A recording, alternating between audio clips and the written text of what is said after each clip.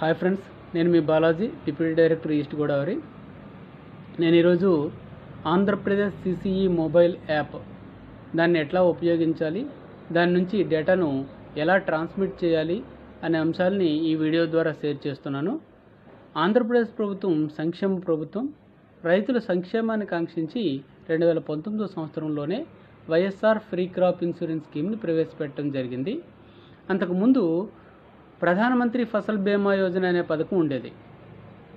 దీనిలో రైతులు కొంత మొత్తం ప్రీమియం చెల్లించాల్సి వచ్చేది. అందువల్ల చాలామంది రైతులు ఈ పథకంలో చేరలేదు. కేవలం లోనీ ఫార్మర్స్ మాత్రమే చేరాల్సి వచ్చింది. రిమైనింగ్ నాన్ లోనీ ఫార్మర్స్ చాలామంది దీనిలో చేరలేదు. దీన్ని గమనించినటువంటి ఆంధ్రప్రదేశ్ ప్రభుత్వం ప్రతి రైతు కూడా ఇన్సూరెన్స్ పరిధిలోకి రావాలనే ఉద్దేశంతోనే వైఎస్ఆర్ ఫ్రీ క్రాప్ ఇన్సూరెన్స్ స్కీమ్ని ప్రవేశపెట్టడం జరిగింది. ఈ స్కీమ్ ద్వారా ఇప్పుడు ఎవరైతే ఈ క్రాప్లో నమోదై ఉంటారో ఆ రైతులందరూ కూడా ఇన్సూరెన్స్కి అర్హులే. అయితే ఏదైనా ప్రకృతి వైపరీత్యాలు సంభవించినప్పుడు పంట నష్టపోతే ఎంత నష్టం జరిగింది అనేది అంచనా వేయడానికి directorate of economics and statistics వారు మరియు అగ్రికల్చర్ డిపార్ట్మెంట్ వాళ్ళు కలిసి క్రాప్ కటింగ్ ఎక్స్పెరిమెంట్లు నిర్వహించడం జరుగుతుంది. ఈ క్రాప్ కటింగ్ ఎక్స్పెరిమెంట్లకు సంబంధించినటువంటి వివరాలు మొబైల్ యాప్ ద్వారా స్టేట్కి మనం పంపించాల్సి ఉంటుంది. ఈ మొబైల్ యాప్ ఎలా డౌన్లోడ్ చేసుకోవాలి, అది ఎలా పనిచేస్తుంది, డేటాను ఎట్లా ట్రాన్స్మిట్ చేయాలి అనేది ఇప్పుడు చూద్దాం. వైఎస్ఆర్ ఫ్రీ క్రాప్ ఇన్సూరెన్స్కి సంబంధించి సిసిఈ యాప్ని directorate of economics and statistics వారు డెవలప్ చేశారు.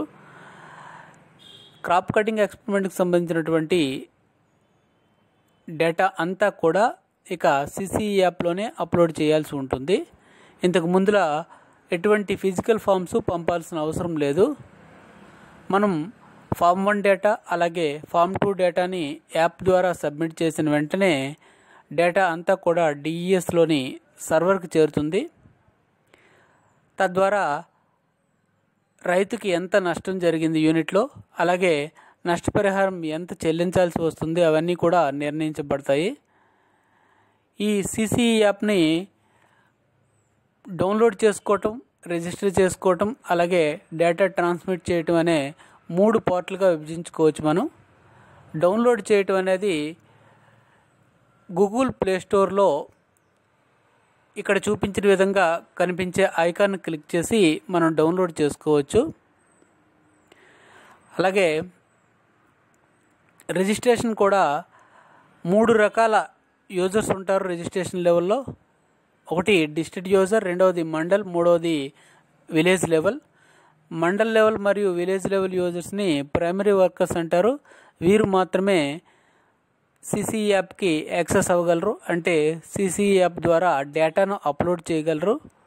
డిస్ట్రిక్ట్ యూజర్సు అలాగే స్టేట్ లెవెల్లో ఉన్నటువంటి యూజర్స్ ఎవరు కూడా కేవలం మానిటరింగ్ చేయటమే తప్ప డేటాను అప్లోడ్ చేయలేరు.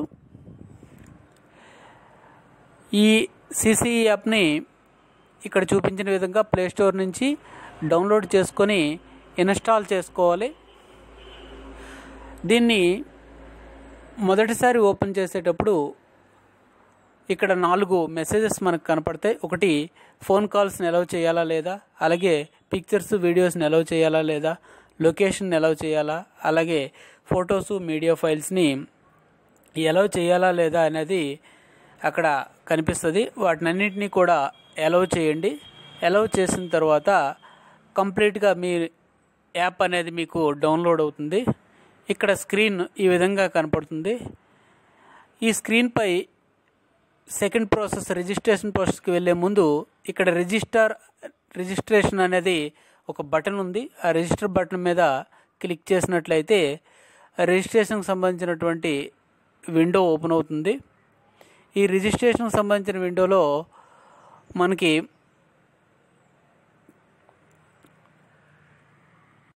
ఫస్ట్ యూజర్ టైప్ అని అడుగుతుంది. అక్కడ డిస్ట్రిక్ట్, మండలు, విలేజ్ అని 3 రకాల యూజర్స్ ఉన్నారు. డిస్ట్రిక్ట్ యూజర్ అంటే సిపిఓ ఆఫీస్లో ఉన్నటువంటి ఏడి ఆర్ డిడి వాళ్ళు ఉంటారు. వాళ్ళు ఈ మండల్ మరియు విలేజ్ యూజర్స్ని అప్రూవ్ చేస్తారు. మండల్ లెవెల్లో ఏఎస్ఓ లేదా ఏఈఓ మండల్ యూజర్గా ఉంటాడు. అలాగే విలేజ్ లెవెల్కి వచ్చేసరికి విలేజ్ అగ్రికల్చర్ అసిస్టెంట్ కానీ, హార్టికల్చర్ అసిస్టెంట్ కానీ, సెరికల్చర్ అసిస్టెంట్ కానీ, ఇంకా ఎంపీఓలు ఎవరైనా ఈ విలేజ్ యూజర్ కింద ఉండవచ్చు. ఇక్కడ డిపార్ట్మెంట్ అనేది ఒకటి కనపడుతుంది. దీనిలో డిఎస్ అగ్రికల్చర్ 2 డిపార్ట్మెంట్లు ఉన్నాయి. ఏఎస్ఓస్ డిఎస్ చెందుతారు. అలాగే డైరెక్టరేట్ ద్వారా, directorate of economics and statistics ద్వారా ఎవరైనా నియమించబడినట్లయితే వాళ్ళు కూడా డిఎస్ అని పెట్టుకోవచ్చు, వాళ్ళు ఈ ప్రైమరీ వర్కర్గా ఉంటే. విఐఎల్ కానీ, విహెచ్ఎల్ కానీ, సెరికల్చర్ అసిస్టెంట్స్ కానీ వీరెవరైనా కూడా అగ్రికల్చర్ అని అక్కడ ఆప్షన్ తీసుకోవాల్సి ఉంటుంది. ఇక్కడ సెల్ఫ్ ఎక్స్ప్లెనేటరీ ఫామ్ ఒకటి ఓపెన్ అవుతుంది. డిస్ట్రిక్ట్, ఏ డిస్ట్రిక్ట్ అయితే ఆ డిస్ట్రిక్ట్ తీసుకుంటాం. అలాగే మండలు, విలేజ్, మీరు ఏ విలేజ్కి సంబంధించినటువంటి యూజర్ అయితే ఆ విలేజ్ని కూడా అక్కడ సెలెక్ట్ చేసుకోవాల్సి ఉంటుంది. అలాగే మీ ఫుల్ నేము, ఇంకా మీరు డిజిగ్నేషన్కి వచ్చేసరికి ఇక్కడ అన్ని రకాల డిజిగ్నేషన్స్, అటు అగ్రికల్చర్ డిపార్ట్మెంట్కి సంబంధించి కానీ, ఇటు స్టాటిస్టిక్స్ డిపార్ట్మెంట్కి సంబంధించిన అన్ని రకాల డిజిగ్నేషన్స్ అక్కడ కనపడుతూ ఉంటాయి. వాటిని మనం సెలెక్ట్ చేసుకోవాల్సి ఉంటుంది. అలాగే ఇంకా మీ మొబైల్ నెంబరు ఖచ్చితంగా మీరు రెగ్యులర్గా ఉపయోగించే మొబైల్ నెంబర్ని ఇవ్వండి. ఎందుకంటే ఇది మీ ఈ సీజన్, కనీసం ఈ సీజన్ అయినంత వరకు అయినా తప్పనిసరిగా మీ వద్ద ఉండవలసిన మొబైల్ నెంబర్. అలాగే ఈమెయిల్ ఐడి, మీ ఈమెయిల్ ఐడిని కూడా అక్కడ ప్రొవైడ్ చేయాలి. మీ లాగిన్ ఐడికి సంబంధించిన ఇన్ఫర్మేషన్ కానీ అవన్నీ కూడా ఈమెయిల్కి వస్తూ ఉంటాయి. అలాగే మీ ఆధార్ నెంబరు, ఖచ్చితమైనటువంటి ఆధార్ నెంబర్ ఇవ్వాలి. ఇంకా మీరు పాస్వర్డ్ని అక్కడ మీకు నచ్చిన పాస్వర్డ్ని మీరు టైప్ చేసుకోవచ్చు. తీసుకొని దాన్ని మళ్ళీ కన్ఫర్మ్ చేసి రిజిస్టర్ అని బటన్ నొక్కినట్లయితే మీ డేటా అంతా కూడా డిస్ట్రిక్ట్ లెవెల్ యూజర్కి వెళ్తుంది. డిస్ట్రిక్ట్ లెవెల్ యూజరు దాన్ని స్క్రూటినీ చేసి మిమ్మల్ని అప్రూవ్ చేయడం జరుగుతుంది. రిజిస్టర్ అయిన తర్వాత మీ లాగిన్ ఐడి అంటే మీ మొబైల్ నెంబర్, అలాగే మీరు పెట్టుకున్నటువంటి పాస్వర్డ్ ద్వారా మీరు లాగిన్ అవ్వచ్చు. లాగిన్ అయిన తర్వాత మొదటగా డేటా సింక్రనైజ్ అవుతుంది. సింక్రనైజ్ అయిన తర్వాత ఒక విండో మీకు ఓపెన్ అవుతుంది. దానిలో 6 టైల్స్ కనపడతాయి.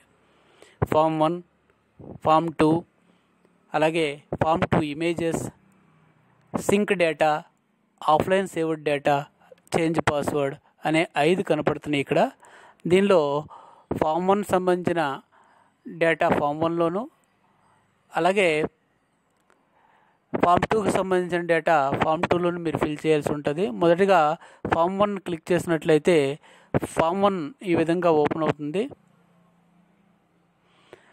దీనిలో మొదటిగా పైన టైప్ ఆఫ్ ఫామ్ అని కనిపిస్తుంది. దానిలో 2 రకాల ఫామ్స్ ఉన్నాయి. ఒకటి విఏఎస్, రెండోది జనరల్ క్రాప్ ఎస్టిమేట్ సర్వే అని. విఏఎస్ అనేది ఇన్సూరెన్స్కి సంబంధించినటువంటిది. అలాగే general crop estimate survey production ఎస్టిమేట్స్కి సంబంధించింది. క్రాప్ ఇన్సూరెన్స్కి సంబంధించి అందరూ కూడా విఏఎస్ అని తీసుకోవాలి. అందరూ విలేజ్ అగ్రికల్చర్ అసిస్టెంట్స్ లేదా హార్టికల్చర్, సెరికల్చర్ అసిస్టెంట్స్ చేస్తారు కాబట్టి ఇది విఏఎస్ని తీసుకొని వాళ్ళు ఆ ఫామ్ని ఫిల్ చేయాల్సి ఉంటుంది. అక్కడ ఇయర్, ఈ సంవత్సరం 2020-21ని తీసుకోవాల్సి ఉంటుంది.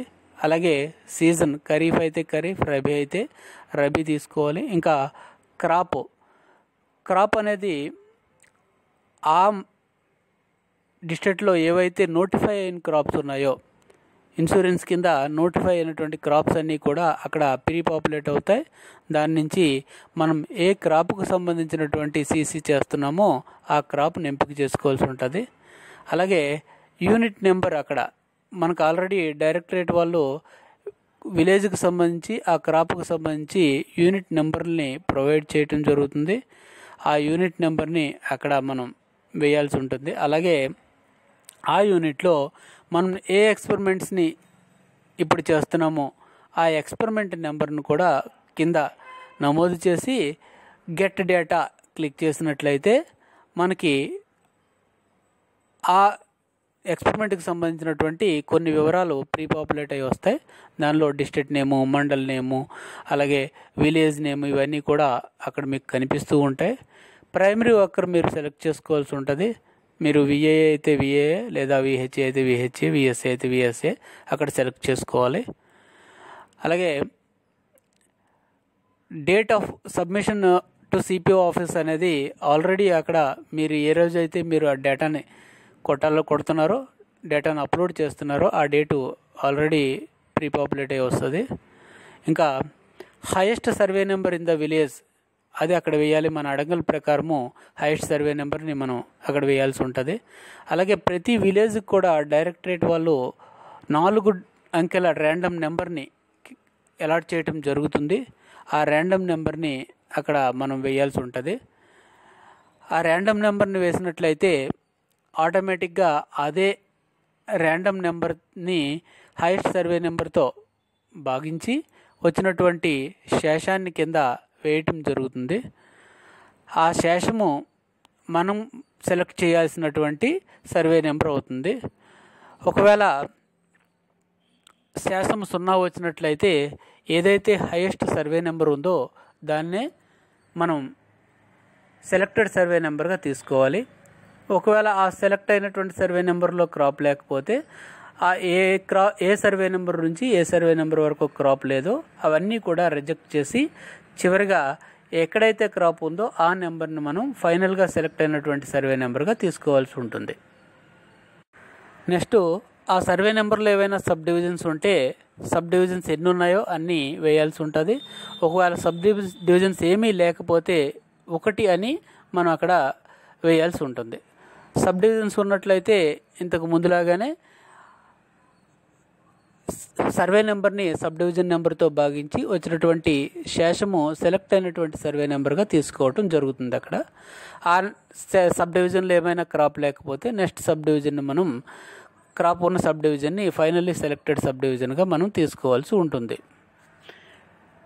ఇక్కడ మీకు చూపిస్తున్న దాంట్లో ఫైనల్గా సెలెక్ట్ అయినటువంటి సబ్ డివిజన్ అక్కడ. సో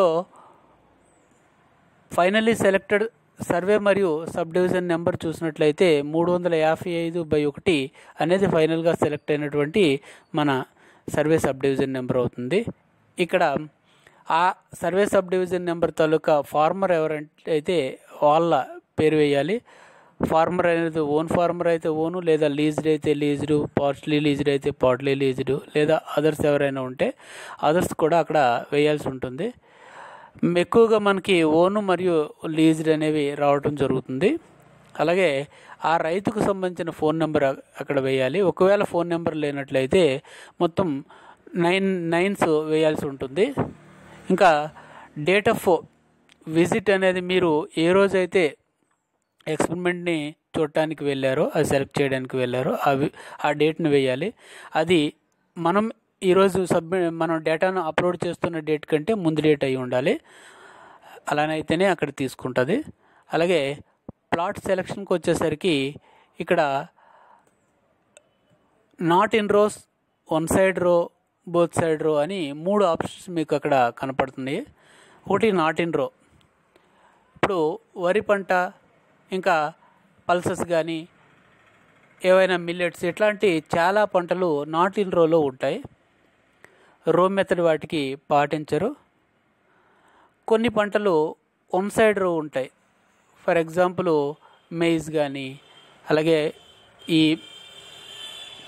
షుగర్ కేను ఇట్లాంటివన్నీ కూడా 1 సైడ్ రో ఉంటాయి. కాటన్ ఇవన్నీ కూడా కొన్ని దగ్గరలో కాటన్ బోత్ సైడ్స్ రో కూడా వేసే అవకాశం ఉంటుంది. ఇది ఏ టైప్గా ఉంది, మీరు చూసే పంట ఒకవైపు వరుసలో ఉందా, 2 వైపులు వరుసలు క్లియర్గా కనపడుతున్నాయా, అది మనం గమనించి, లేదా ఎటువంటి వరుసలు లేకుండా జిగ్జాగ్గా ఉన్నట్లయితే నాట్ ఇన్ రో మనం వేసుకోవాలి. ఆ పంట తీరును బట్టి మనం చూసుకొని అక్కడ సెలెక్ట్ చేసుకోవాల్సి ఉంటుంది. ఇప్పుడు మనం సెలెక్ట్ చేసినటువంటి ఆ ఫీల్డ్ యొక్క పొడవు వెడల్పుని చూడాలి అడుగుల్లో. ఎందుకంటే మనం తీసుకున్నది రో మెథడ్ కాదు కాబట్టి, రోస్ ఉన్నటువంటి పంట కాదు కాబట్టి అడుగుల్లో మనం లెక్కించాల్సి ఉంటుంది. దీని తాలూకా పొడవు 52 అడుగులు అనుకుందాం. ఈ 52 అడుగుల నుంచి మెథడాలజీ ప్రకారము 7 అడుగుల్ని తీసివేయాల్సి ఉంటుంది. 7 అడుగులు తీసివేయగా వచ్చేది 45 అడుగులు. ఆ 45 అడుగుల్లోని ర్యాండమ్ బుక్లెట్ ప్రకారము మనకి అలాట్ చేసినటువంటి ర్యాండమ్ కాలంలో చూసినట్లయితే 23 ర్యాండమ్ నెంబర్ మనకి సెలెక్ట్ అయింది. ఇది పొడవు వైపు ర్యాండమ్గా మనం గుర్తుంచుకోవాలి. అలాగే వెడల్పు వైపు కూడా సౌత్ వెస్ట్ కార్నర్ నుంచి ఎన్ని అడుగులు పొలం లేదా ఆ ఫీల్డ్ యొక్క పొడవు ఎంత ఉందో, వెడల్పు ఎంత ఉందో చూడాలి. ఆ వెడల్పుకి నుంచి అంటే సపోజ్ వెడల్పు 42 అడుగులు వచ్చింది అనుకోండి, దాని నుంచి 7 అడుగులు మెథడాలజీ ప్రకారము వరి పంట కాబట్టి 7 అడుగులు, లేదా అదర్ పంటలు రెడ్ గ్రామ్ కానీ ఇలాంటివి సీసమం ఇలాంటివి అయితే 13 అడుగుల్ని మనం తీసివేయాల్సి ఉంటుంది. ఇప్పుడు మనం తీసుకునేది వరి పంట కాబట్టి 7 అడుగుల్ని మైనస్ చేసినట్లయితే 35 అడుగులు నికరంగా వస్తుంది. ఈ 35 అడుగులకి ర్యాండమ్ బుక్లెట్లో మనకు అలాట్ చేసిన ర్యాండమ్ కాలంలో చూసినట్లయితే 4 అనేది సెలెక్టెడ్ ర్యాండమ్ నెంబర్గా వచ్చింది. ఇప్పుడు పొడవు వైపు 23, వెడల్పు వైపు 4 అనేవి సెలెక్టెడ్ ర్యాండమ్ నెంబర్లుగా ఉన్నాయి. ఇంకా నెక్స్ట్ డేట్ ఆఫ్ సోయింగ్, ఈ పంట ఎప్పుడు విత్తారు అనేది మనం వేయాల్సి ఉంటుంది. అలాగే టైమ్ ఆఫ్ సోయింగ్కి వచ్చేసరికి ఎర్లీ సోయింగా, నార్మల్ సోయింగా, లేట్ సోయింగా అనేది అక్కడ రాయాల్సి ఉంటుంది. జనరల్గా మన వైపు జూలై టు సెప్టెంబర్ మధ్యలోన ఎక్కువగా సోయింగ్స్ అవుతూ ఉంటాయి. అది వాటి పీరియడ్ ప్రకారము మనం ఎర్లీ, లేట్ అనేది వేయాల్సి ఉంటుంది. అలాగే సీడ్, ప్యూర్ సీడా, మిక్స్డ్ సీడ్ అనేది కూడా అక్కడ మనం రాయాల్సి ఉంటుంది. ప్యూర్ సీడ్ అయితే ఎటువంటి ఇబ్బంది ఉండదు. అదే మిక్స్డ్ సీడ్ అయితే వాటి తాలూకా రేషియోని కూడా మనం చూసుకోవాల్సి ఉంటుంది. తర్వాత ప్రాబబుల్ డేట్ ఆఫ్ హార్వెస్ట్ అంటే అంచనా ప్రకారము ఆ పంట తాలూకా కాల పరిమితి ప్రకారము ఏ డేట్కి పంట కోత నిర్ణయించారు అనేది ఫామ్ 1లో మనం రాయాల్సి ఉంటుంది. అలాగే సీడ్ రేట్, ఎకరానికి ఎన్ని కేజీలు సీడ్ వేసారు అనేది కూడా అక్కడ మనం నమోదు చేయాల్సి ఉంటుంది. ఇంకా స్ట్రైన్ కోడ్ అంటే విత్తనం రకం ఏంటి అది కూడా అక్కడ మనం నమోదు చేయాల్సి ఉంటుంది. విత్తనాల రకాలకు వచ్చేసరికి మనం చాలా రకాలు ఉంటాయి. బీపీటీ, బొండాలు, అలాగే శ్రీవరి, వెరైటీలు ఉంటాయి. దీనిలో ఏ స్ట్రెయిన్ కోడ్ అయితే అది మనం తీసుకోవాల్సి ఉంటుంది. ఇంకా వెరైటీ కోడ్కి వచ్చేసరికి లోకల్ వెరైటీయా, హై ఈల్డింగ్ వెరైటీ, ఇట్లా 3 రకాలైన కోడ్స్ ఉన్నాయి. Next source of irrigation source ఏంటి, కెనాలా లేకపోతే ఈ రెయిన్ఫెడ్డా, ట్యాంకా, లేకపోతే ట్యూబ్వెల్సా, ఇట్లా ఏదైతే అది వేయాల్సి ఉంటుంది. ఇక్కడ అదర్స్ అనేది కూడా ఉంది. ఇప్పుడు కొండ నుంచి వచ్చినటువంటి కొండ కాలువలు ఉంటాయి, అవన్నీ కూడా అదర్స్లో మనం నమోదు చేయాల్సి ఉంటుంది. తర్వాత క్రాప్ కండిషన్, గుడ్డ లేదా డ్యామేజ్ అయిందా అనేది రాయాలి. ఒకవేళ డ్యామేజ్ అయితే దానికి రీజన్స్ చెప్పాల్సి ఉంటుంది. ఫ్లడ్స్ కారణంగా డ్యామేజ్ అయిందా, హెవీ రెయిన్సా, డ్రాటా, పెస్ట్ అటాకా, ఇలా వాటర్ ల్యాగ్డ్ కానీ వడగళ్ళు వల్ల, స్నో వల్ల, ఇలా రీజన్ అనేది మనం అక్కడ ప్రీపాపులేట్ అయి ఉంటాయి. దానిలో ఏదో ఒకటి మనం తీసుకోవాల్సి ఉంటుంది అక్కడ ఉన్నటువంటి సిచ్యువేషన్ బట్టి. తర్వాత ఐ ఎస్టిమేట్స్ అంటే పంట మనం చూడటానికి ఎన్ని కేజీలు ఎకరాకు వస్తుంది అనేది ఒక అంచనా వేస్తూ అక్కడ మనం రాయాల్సి ఉంటుంది. ఇంకా కింద ఒక కెమెరా ఐకాన్ ఉంది, దానిపైన క్లిక్ చేసినట్లయితే ఒక ఫోటో తీసుకోవచ్చు. అంటే ఫామ్ 1కి సంబంధించిన ఫోటో, పంట స్థితికి సంబంధించిన ఫోటో అక్కడ మనం తీయాలి. తీసిన తర్వాత ఆ డేటాను సేవ్ చేయొచ్చు లేదా సబ్మిట్ చేయొచ్చు. సబ్మిట్ చేసినట్లయితే ఇమీడియట్గా సర్వర్కి వెళ్తుంది, లేదా సేవ్ చేసినట్లయితే మీ సేవ్డ్ డేటాలో అది కనపడుతుంది. తర్వాత ఇంటర్నెట్ యాక్సెస్ వచ్చిన తర్వాత మీరు దాన్ని సబ్మిట్ చేయొచ్చు. ఫోటో తీస్తున్నప్పుడు కంపల్సరీ లొకేషన్ని ఆన్ చేసుకోవాలండి, ఎందుకంటే జీపీఎస్ అక్కడ క్యాప్చర్ చేస్తుంది కాబట్టి లొకేషన్ ఆన్ చేసుకొని మనం ఫోటో తీయాల్సి ఉంటుంది. సేవ్ అయినటువంటి ఫామ్స్ని ఆఫ్లైన్ డేటాలో మనం చూడొచ్చు. ఆఫ్లైన్ డేటాలో మనం సేవ్డ్ ఫామ్స్లు తీసుకుంటే ఫామ్ 1 మనం ఆల్రెడీ సేవ్ చేసాం. ఆ ఫామ్ 1 డేటాని క్లిక్ చేసినట్లయితే సేవ్డ్ డేటా వస్తుంది. దాన్ని ఒక్కసారి చెక్ చేసుకొని మనం సబ్మిట్ చేయాల్సి ఉంటుంది. మనం డైరెక్ట్గా సబ్మిట్ చేస్తే అక్కడ సేవ్డ్ ఫామ్స్లో కనిపించదు. సేవ్ చేసి సబ్మిట్ చేసినట్లయితే మాత్రం సేవ్డ్ ఫామ్స్లో సేవ్ అయింది కనిపిస్తుంది. అప్పుడు మనం సబ్మిట్ చేయొచ్చు. ఏదో డైరెక్ట్గా అయినా చేయొచ్చు, లేదా సేవ్ చేసి అయినా సబ్మిట్ చేయొచ్చు. మీరు డైరెక్ట్గా చేసినట్లయితే ఇమీడియట్గా మనం కంప్లీట్ అయినట్టు మనకి తెలుస్తుంది. హార్వెస్ట్ టైం వచ్చేటప్పుడు ఫామ్ 2ని మనం ఫిల్ చేయాల్సి ఉంటుంది.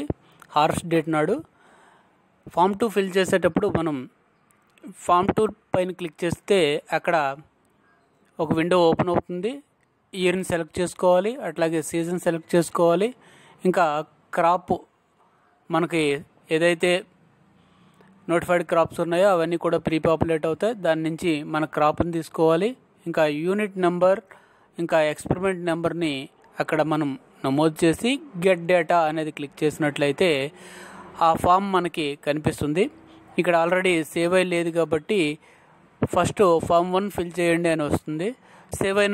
సేవ్ అయి ఉన్నట్లయితే ఆ యూనిట్కి సంబంధించిన ఫామ్ 1 మనకి కింద ప్రీ పాపులేట్ అవుతుంది. దీనిలో డిస్ట్రిక్ట్ నేము, మండల్ నేము, విలేజ్ నేమ్ ఇవన్నీ కూడా వస్తాయి. ప్రైమరీ వర్కర్ మనం సెలెక్ట్ చేసుకోవాలి కింద నుంచి, అక్కడ ఉన్నటువంటి డ్రిల్ డౌన్ బాక్స్ నుంచి. ఇంకా date of submission to CPO already అక్కడ వస్తుంది. ఇక్కడ సర్వే నెంబర్ని మనం నమోదు చేయాల్సి ఉంటుంది. ఏ సర్వే నెంబర్ అయితే మాకు ఫైనల్గా సెలెక్ట్ అయిందో ఆ సర్వే నెంబర్ని అక్కడ మనం నమోదు చేయాలి. అలాగే ఫార్మర్ నేము. ఒకవేళ ఎక్స్పెరిమెంట్ లాస్ట్ అయితే, అంటే ఏదైనా కారణం వల్ల మనం వెళ్ళేసరికి మిషన్ ద్వారా కోత కోసేసి లాస్ట్ అయినట్లయితే అది అక్కడ మనం లాస్ట్ కింద నమోదు చేయాల్సి ఉంటుంది. 100% లాస్ట్ అవ్వడానికి అవకాశం లేకుండానే చూడాలి. లాస్ట్ అయినట్లయితే మనం ఇన్సూరెన్స్ని క్లెయిమ్ చేయడానికి కానీ ఇతరత్ర ప్రాబ్లంలు వచ్చే అవకాశం ఉంది కాబట్టి లాస్ట్ అవ్వకుండా చూడాలి. ఎక్స్పెరిమెంట్ లాస్ట్ అయినట్లయితే ఇంకా మిగతా డేటా ఏమీ ఫిల్ చేయాల్సిన అవసరం లేకుండానే అక్కడ సబ్మిట్ సేవ్ అనే ఆప్షన్స్ కనపడతాయి.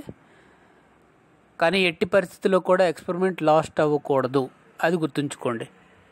ఒకవేళ ఎక్స్పెరిమెంట్ లాస్ట్ అవ్వకపోయినట్లయితే అక్కడ నో అని వచ్చినప్పుడు క్రాప్ కండిషన్ అడుగుతుంది. అది గుడ్ కండిషనా, క్రాప్ డ్యామేజ్ అయ్యిందా. ఒకవేళ డ్యామేజ్ అయితే దానికి తాలూకా రీజన్స్ ఏంటి. అలాగే సోర్స్ ఆఫ్ ఇరిగేషన్, ఇంతకుముందు మనం ఫామ్ 1లో చేసినట్లే కెనాలా, లేకపోతే ట్యాంకా, ట్యూబ్ వెల్సా, ఇట్లా ఏదైతే అది అక్కడ నమోదు చేయాలి. ఇరిగేషన్ సఫిషియంటా కాదా అనేది కూడా మనం చెప్పాల్సి ఉంటుంది. ఇంకా కెమికల్ ఫెర్టిలైజర్స్ అప్లైడ్, ఏవైతే కెమికల్స్ అక్కడ వాడారో ఆ కెమికల్ డీటెయిల్స్ కూడా మనం ఇవ్వాల్సి ఉంటుంది. ఎంత మొత్తంలో కెమికల్ వాడారు అనేది కూడా మనం తీసుకోవాలి. క్రాప్ కండిషన్ గుడ్ కండిషన్ అని మనం తీసుకుంటే ఎక్స్టెంట్ ఆఫ్ డ్యామేజ్ ఉంటుంది, అది నో డ్యామేజ్గా మనం తీసుకోవాల్సి ఉంటుంది.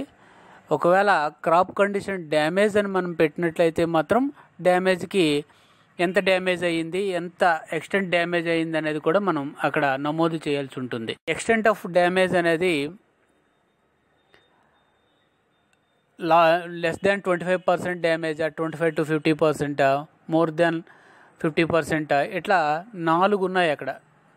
ఆ 4 ఏదో ఒకటి మనం సెలెక్ట్ చేయాల్సి ఉంటుంది. తర్వాత ఇంతకుముందు చెప్పినట్టు సోర్స్ ఆఫ్ ఇరిగేషన్ తీసుకుంటాం. ఎక్కువగా మనకి కెనాలే ఉంటుంది కాబట్టి మన ఏరియాలో కెనాల్ని తీసుకున్నాం అక్కడ. అలాగే ఇరిగేషన్ సఫిషియంటా కాదనేది మనం నమోదు చేయాల్సి ఉంటుంది. ఎస్ అయితే ఎస్, నో అయితే నో. ఒకవేళ నో అని మనం ఇచ్చినట్లయితే రీజన్స్ ఫర్ ఇన్సఫిషియన్స్ ఇరిగేషన్ అనేది మనం రాయాల్సి ఉంటుంది. అలాగే కెమికల్ ఫెర్టిలైజర్స్ అప్లై చేశారా లేదనేది కూడా మనం నమోదు చేయాల్సి ఉంటుంది. ఒకవేళ కెమికల్ ఫెర్టిలైజర్స్ అప్లై చేసినట్లయితే క్వాంటిటీ ఎంత యూజ్ చేశారు ఏకర్కి, ఎన్ని బస్తాల యూరియా లేదా ఎన్ని బస్తాల నైట్రేట్ ఏదైతే అది ఎన్ని బస్తాలు యూజ్ చేశారు అనేది కూడా మనం రైతు నుంచి అడిగి తెలుసుకొని అక్కడ నమోదు చేయాల్సి ఉంటుంది. అలాగే న్యాచురల్ ఫార్మింగ్ అప్లై చేశారా లేదా అనేది కూడా మనం అక్కడ ఇవ్వాలి. ఒకవేళ అప్లై చేసినట్లయితే క్వాంటిటీ ఎంత అనేది కేజీలలో ఇవ్వాలి. ఎకరాకి ఎన్ని కేజీల న్యాచురల్ ఫార్మింగ్ వాడారు అనేది కూడా మనం అక్కడ నమోదు చేయాల్సి ఉంటుంది.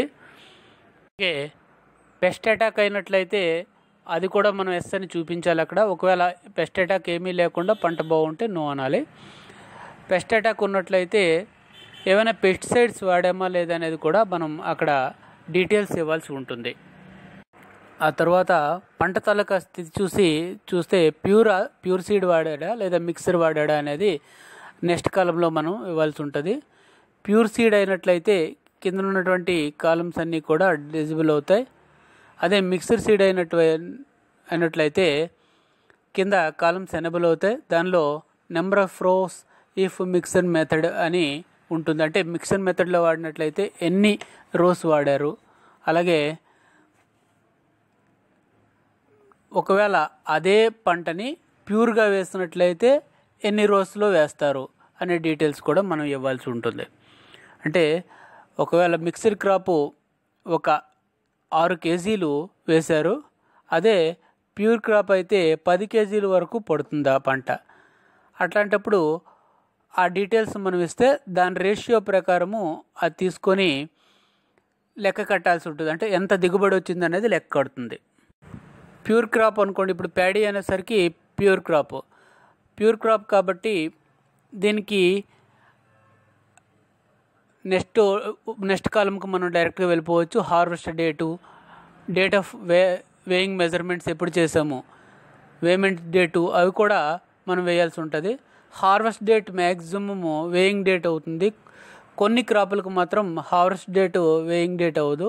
ఉదాహరణకి సిస్మం తీసుకున్నట్లయితే హార్వెస్ట్ చేసిన రోజు దాన్ని థ్రెషింగ్ చేయరు, అందుకని ఆ డేటు వేయింగ్ డేట్ అవ్వదు. అలాగే ఈ పల్సెస్ కానీ చాలా వరకు పల్సెస్ కూడా అదే డేట్న వేయింగ్ చేయరు. అట్లాంటివి కాకుండా జనరల్ మిల్లెట్స్, ఈ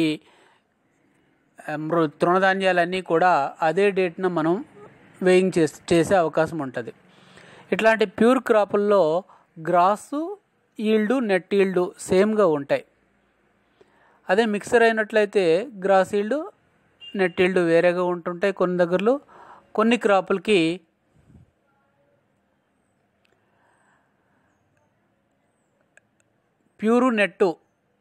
ప్యూర్ క్రాపు ఆ క్రాప్ తాలూకా పరిస్థితిని బట్టి, క్రాప్ తాలూకా కండిషన్ బట్టి ఈ గ్రాసు నెట్ అనేది వేరువేరుగా మనం చెప్పొచ్చు. ఎక్కువగా ప్యూర్ క్రాపుల్లో గ్రాస్ నెట్ ఈక్వల్గా ఉంటాయి కాబట్టి ఇక్కడ గ్రాసు 19 కేజీల 500 గ్రాములే ఉంది, అలాగే నెట్ కూడా 19 కేజీల 500 గ్రాములే చూపించాం. ఇక్కడ నార్మల్ ఈల్డ్ ఆ విలేజ్లో ఎంత ఉంది అనేది మనం గత సంవత్సరాల తాలూకా నార్మల్ ఈల్డ్ని తీసుకొని పెర్ ఏకర్ ఎంత వస్తుంది అనేది అక్కడ మనం వేయాల్సి ఉంటుంది. అలాగే ఒకవేళ నార్మల్ కంటే ప్రస్తుత దిగుబడి తక్కువగా ఉన్నట్లయితే లేదా ఎక్కువగా ఉన్నట్లయితే దానికి రీజన్స్ మనం అక్కడ రాయాల్సి ఉంటుంది. రీజన్స్ అనేవి ఖచ్చితంగా ఉండాలి. క్లియర్గా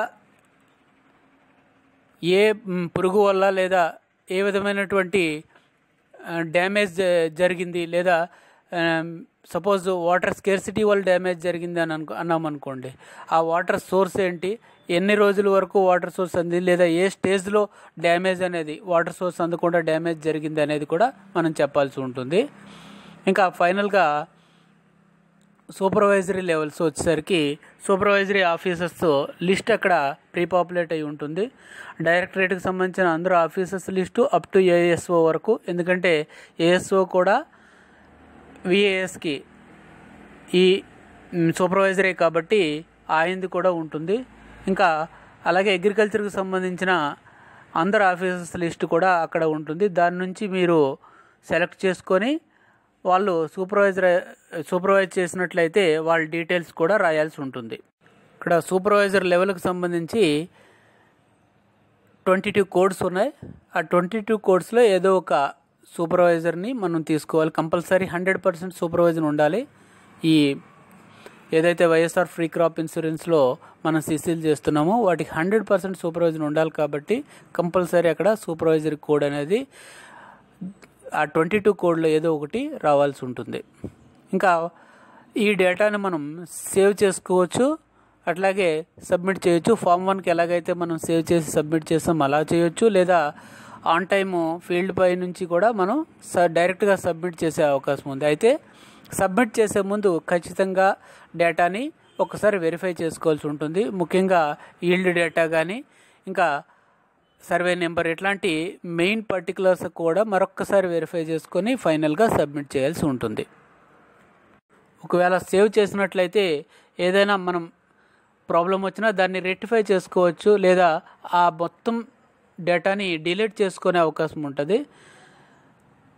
మనం సేవ్డ్ డేటా నుంచి దాన్ని అంటే ఆఫ్లైన్ సేవ్డ్ డేటా అనే ఆప్షన్ ఉంది కదా, అక్కడ నుంచి మనం ఆ ఫామ్ 2ని సెర్చ్ చేసుకొని దాని డేటాను ఒకసారి చెక్ చేసి ఫైనల్గా కరెక్ట్ అనుకున్నప్పుడు సబ్మిట్ చేస్తే బాగుంటుంది. ఒకవేళ ఇంతకుముందు నేను చెప్పినట్టు మిక్స్డ్ క్రాప్ అయినట్లయితే మనం ఏదైతే మనం చేస్తున్నామో ఆ ఫీల్డ్లో 2 క్రాపులకు సంబంధించిన మిక్సర్ ఉన్నట్లయితే దాన్ని ఎలా నమోదు చేయాలనేది ఇక్కడ ఒకసారి చూడండి. నెంబర్ ఆఫ్ రోస్ ఎన్ని ఉన్నాయి మిక్సర్ మెథడ్లో మనం చేసినటువంటి దానిలో నెంబర్ ఆఫ్ రోస్ ఎన్ని ఉన్నాయి అనేది అక్కడ మనం తీసుకోవచ్చు. ఒకవేళ సీడ్సే యూజ్ చేస్తారనుకోండి, రోస్ కాదు, ఆ పంట రోస్లో వేయలేదు, సీడ్స్లో వేసినట్లయితే కింద seeds used if the crop son as pure అని ఉంది. అలాగే seeds used if the crop is mixed అని ఉందండి, దానిలో వేయాల్సి ఉంటుంది. అంటే ఈ పంట ప్యూర్ పంటగా వేసినట్లయితే ఎకరానికి ఎన్ని కేజీల విత్తనాలు పడతాయి అనేది ఆ పైన ఉన్నటువంటి seeds used if the crop son as pure అని దాంట్లో రాయాలి. అలాగే ఇప్పుడు మిక్స్డ్ పంటగా వేసినప్పుడు ఎన్ని కేజీలు వాడారు అనేది అక్కడ కింద seeds used if the crop is mixed crop అని ఉంది కదా, దానిలో వేయాల్సి ఉంటుంది. ఒకవేళ రో మెథడ్ అయినట్లయితే మిక్స్డ్ క్రాప్లో ఎన్ని రోలు వేశారు, అదే ప్యూర్ క్రాప్ అయినట్లయితే ఆ ప్లేస్లో ఎన్ని రోస్ పడతాయి అనేది డీటెయిల్స్ ఇవ్వాల్సి ఉంటుంది. దాని ఆధారంగానే గ్రాస్ ఈల్డ్, నెట్ ఈల్డ్ అనేవి వస్తాయి. మనం ఇచ్చినటువంటి గ్రాస్ ఈల్డ్ అంటే ఇప్పుడు మనకి ఆ పంటని మనం పంట కోత ప్రయోగం చేయటం వలన వచ్చినటువంటి ఈల్డ్, దాన్ని మిక్స్డ్ క్రాప్ కాబట్టి నెట్ ఈల్డ్ దానికంటే ఎక్కువ వస్తుంది, అంటే పర్సంటేజ్ పెరుగుతుందన్నమాట. రిమైనింగ్ అన్ని కాలమ్స్ కూడా మనం ప్యూర్ క్రాప్లో ఎలాగైతే ఫిల్ చేసామో ఇక్కడ కూడా అలానే ఫిల్ చేయాల్సి ఉంటుంది. కేవలం ఇక్కడ నెట్ టు గ్రాస్ అనేది వేరియేషన్ క్లియర్గా కనపడుతుంది మిక్సర్లో, ప్యూర్లో అయితే నెట్ టు గ్రాస్ ఈక్వల్గా ఉంటుంది. మీరు ఈ విధంగా సబ్మిట్ చేసినటువంటి ఫామ్స్ అన్నీ కూడా డైరెక్టరేట్ వెబ్సైట్లో డిఈఎస్ ఏపీలో ఆల్రెడీ సేవ్ అయి ఉంటాయి. ఇవి డిస్ట్రిక్ట్ లాగిన్లో మాత్రమే కనపడతాయి. డిస్ట్రిక్ట్ యూజర్ ఎవరైతే ఉంటారో డిస్ట్రిక్ట్ అడ్మిన్ వాళ్ళ లాగిన్లో వాటిని చూడొచ్చు. బిఫోర్ దట్టు ఎవరైతే మీ ప్రైమరీ వర్కర్స్ ఉన్నారో వాళ్ళు ఫామ్ 2 ఇమేజెస్ను కూడా తీయాల్సి ఉంటుందండి. ఫామ్ 2 కంప్లీట్ అయిన తర్వాత 3 ఇమేజెస్ని ఫామ్ 2కి సంబంధించి తీయాల్సి ఉంటుంది. అవి డిఫరెంట్ స్టేజ్ల్లో తీయాలి. ఇవి హార్వెస్ట్ స్టేజు, థ్రెషింగ్ స్టేజు, వేమెంట్ స్టేజ్ల్లో 3 ఫోటోల్ని మనం అప్లోడ్ చేయాల్సి ఉంటుంది. ఆల్రెడీ మనం ఫామ్ 1లో ఫీల్డ్ తాలూకా ఓవర్వ్యూ ఫోటో ఒకటి ఇస్తాం. ఇప్పుడు ఫామ్ 2లో ఈ 3 ఫోటోల్ని సెపరేట్గా తీసి అప్లోడ్ చేయాల్సి ఉంటుంది. ఫైనల్ సబ్మిషన్ అనంతరము డిఈఎస్ వాళ్ళు ఈ డేటాని నష్టపరిహార అంచనాలకి దీనికి ఉపయోగించడం జరుగుతుంది. డిస్ట్రిక్ట్ అడ్మిన్ గమనించాల్సింది ఏంటంటే డిఈఎస్ వెబ్సైట్లో విలేజ్ ఇన్సూరెన్స్కి వెళ్ళిన తర్వాత అక్కడ రిపోర్ట్స్లో మొబైల్ రిపోర్ట్స్ అనే ఆప్షన్ ఉంటుంది. దానిలో సిసిఏ ఫార్మ్స్ అనేది క్లిక్ చేసినట్లయితే అక్కడ సిసిఈ రిపోర్ట్ మనకు ఓపెన్ అవుతుంది. ఆ కన్సర్న్డ్ డిస్ట్రిక్ట్, మండల్, విలేజ్ని కన్సర్న్డ్ క్రాప్ని మనం సెలెక్ట్ చేసుకున్న తర్వాత గెట్ డేటా క్లిక్ చేసినట్లయితే ఫామ్ 1, ఫామ్ 2 ఓపెన్ అవుతాయి. ఇటు విఏఎస్ ఓపెన్ అవుతాయి. అలాగే జనరల్ క్రాప్ సర్వీస్ సంబంధించిన ఫామ్ 1, ఫామ్ 2లు ఆ విలేజ్లో ఉన్నట్లయితే అవి కూడా ఓపెన్ అవుతాయి. వాటిని క్లిక్ చేసి డేటాని వెరిఫై చేసుకునే అవకాశం ఉంది. అలాగే వీటికి సెపరేట్గా అప్రూవల్ చేయాల్సిన పని లేదు, ఎందుకంటే ఎవరైతే ఆ డేటా చేస్తారో వాళ్ళ తాలూకా డీటెయిల్స్, మొబైల్ నెంబర్ అంతా కూడా చివరి అప్లికేషన్లో కనపడుతుంది. డిస్ట్రిక్ట్ లెవెల్ అడ్మిన్ మానిటరింగ్ చేసుకోవడానికి ఇది బాగా ఉపయోగపడుతుందండి. ఇలా అందరూ కూడా ముఖ్యంగా విఏఏలు, విహెచ్ఏలు, విఎస్ఏలు ఈ మొబైల్ యాప్ని బాగా అవగాహన చేసుకొని మొబైల్ యాప్ ద్వారా సిసిఎల్ని అంతా కూడా డేటానంతా కూడా మనం పంపించాల్సి ఉంటుంది. కాబట్టి చక్కగా సిసిఎల్ నిర్వహించి డేటాను పంపగలరని ఆశిస్తున్నాను. Thank you. ఓకే, ఇక్కడ ఫర్గాట్ పాస్వర్డ్ ఆప్షన్ కూడా ఉందండి. ఒకవేళ మీరు పాస్వర్డ్ని మర్చిపోయినట్లయితే మీరు ఫర్గాట్ పాస్వర్డ్ అనే ఆప్షన్ క్లిక్ చేసినట్లయితే అది మీ డిస్ట్రిక్ట్ అడ్మిన్కి వెళ్తుంది. అక్కడ అడ్మిన్ రీసెట్ పాస్వర్డ్ని క్లిక్ చేసినట్లయితే మీకు గెస్ట్ అనే పాస్వర్డ్ ద్వారా మీరు మరలా ఓపెన్ చేసుకునే అవకాశం ఉంది. రీసెట్ పాస్వర్డ్ మీరు ఫర్గాట్ పాస్వర్డ్ కొట్టిన తర్వాత ఇమీడియట్గా డిస్ట్రిక్ట్ అడ్మిన్ కాంటాక్ట్ చేయండి. వాళ్ళు రీసెట్ చేసిన తర్వాత మీరు గెస్ట్ అనే పాస్వర్డ్తో ఓపెన్ చేసి మళ్ళా మీ పాస్వర్డ్ని మీరు మార్చుకొని మీరు యూజ్ చేసుకునే అవకాశం ఉందండి. Thank you. క్రాప్ కటింగ్ ఎక్స్పెరిమెంట్స్ని కండక్ట్ చేయడానికి ఒక సైంటిఫిక్ మెథడాలజీ ఉంది. అదే ర్యాండమ్ శాంప్లింగ్ మెథడ్ అంటాం దాన్ని. ఆ మెథడ్లో ఎలా చేయాలి అనేది, ఆ ప్రాసెస్ అదంతా కూడా నేను నెక్స్ట్ వీడియోలో షేర్ చేస్తాను. Thank you.